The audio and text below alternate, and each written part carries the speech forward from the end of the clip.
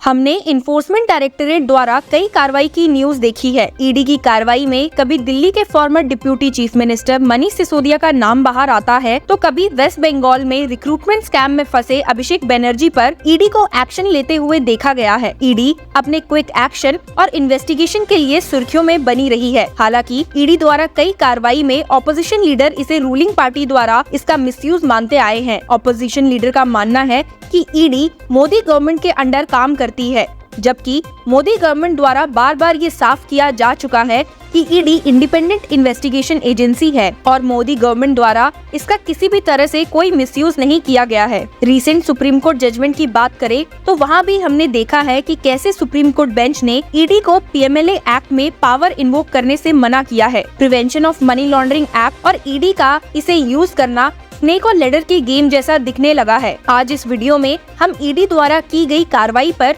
Madras high court द्वारा दिए decision की बात करेंगे। आखिर मद्रास हाईकोर्ट द्वारा किन समन्स पर स्टे लगाया गया और ईडी ने किनको समन्स भेजे थे, इसकी डिटेल जानकारी आपको इस वीडियो में मिलेंगी। आपकी जानकारी के लिए बता दूं कि सैंड माइनिंग के एक एलिज्ड मनी लॉन्ड्रिंग केस में ईडी द्वारा कार्रवाई करते हुए तमिलनाडु के कुछ डिस्ट्रिक्ट कलेक्टर्स पर कार्रवाई की गई थी। District magistrates of Ariyalur, Vellore, Thanjavur, Karur and Tiruchirappalli पर ईडी द्वारा सैंड माइनिंग से जुड़े मनी लॉन्ड्रिंग केस में समन्स भेजे गए थे। हालांकि मद्रास हाईकोर्ट के justice S Sundar and justice Sundar Mohan की डिविजनल बेंच ने समन्स ऑर्डर्स पर स्टे लगा दिया है। आपको बता दूं कि सेक्रेटरी ऑफ पब्लिक डिपार्टमेंट द्वारा 5 डिस्ट्रिक्ट कलेक्टर्स के बिहाफ पर एक पिटीशन फाइल की गई है, जिसमें उन्होंने ईडी द्वारा किए समन्स को कैंसिल करने की मांग की थी। वहीं मद्रास हाईकोर्ट ने हेयरिंग के दौरान पाया कि ईडी द्वारा 5 डिस्ट्रिक्ट कलेक्टर्स को भेजे गए समन्स में उन्हें आधार कार्ड की कॉपी और पासपोर्ट साइज फोटोग्राफ के साथ बुलाया गया था। साथ ही list of all sand mining sites in their districts including the name, address, the GPS coordinates etcetera भी पेश करने में समन्स में कहा गया था। हालांकि कोर्ट ने माना कि समन्स अपराध के मौजूद प्रोसीड्स ऑफ क्राइम के संबंध में नहीं था, बल्कि डिस्ट्रिक्ट में शेड्यूल्ड ऑफेंसेस के कमीशंस इन्फेरेंसेस का पता लगाने के लिए थे। डिविजनल बेंच ने कहा, This court prima facie is convinced that without identifying the proceeds of crime, the respondent is trying to fish out the possible commission of offence under the schedule. By this impugned summons, the respondent ventures into a fishing expedition to find out whether informations and evidence collected from the district administration can be processed further for other resources to find out commissions of scheduled offence. गौर करने वाली बात ये थी कि Madras high court ने भले ही interim order pass करते हुए समन्स पर स्टे होल्ड किया है, लेकिन कोर्ट ने इन्वेस्टिगेशन जारी रखने को कहा है। आपको बता दे कि ईडी की ओर से additional solicitor general ARL Sundaresan ने आर्ग्यू किया, वहीं तमिलनाडु स्टेट की ओर से काउंसिल थे सीनियर एडवोकेट दुष्यंत दवे। हालांकि ईडी की ओर से दलील पेश कर रहे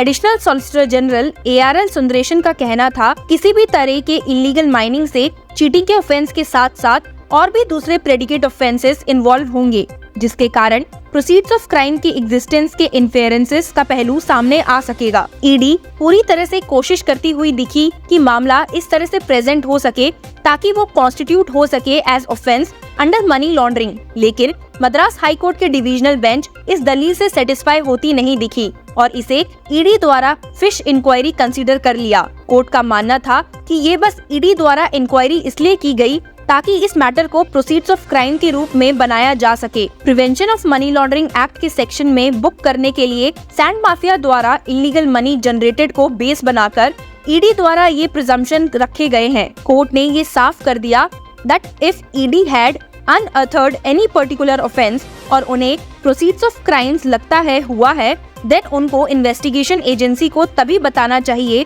जबकि वो एक शेड्यूल्ड ऑफेंस हो सके।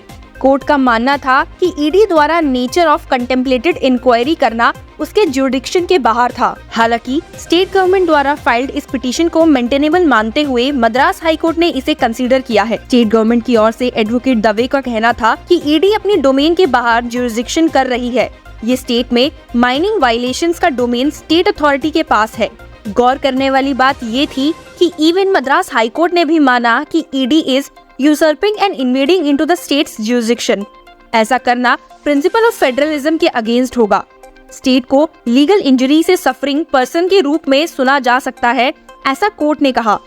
डिविजनल बेंच ने कहा This court prima facie found that the writ petitions filed by state government along with the district collector concerned are maintainable in view of specific allegations made in the affidavit questioning the jurisdiction of the respondent to conduct investigation in relation to mining violations which is within the exclusive domain of the state government.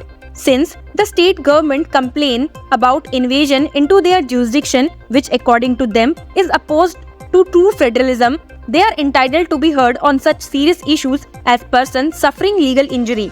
Divisional bench ने दोनों पक्षों की दलीलों को सुनने के बाद अपना judgement reserve कर लिया। The bench has fixed December 21 as the next date of hearing, directing state government and 5 district magistrates to file their counter affidavit on the objection petition filed by the Enforcement Directorate. अब interesting बात ये होगी कि Madras high court की divisional bench अपना क्या फैसला सुनाने वाली है। ये तो आने वाले टाइम पर हम सभी को मालूम पड़ेगा।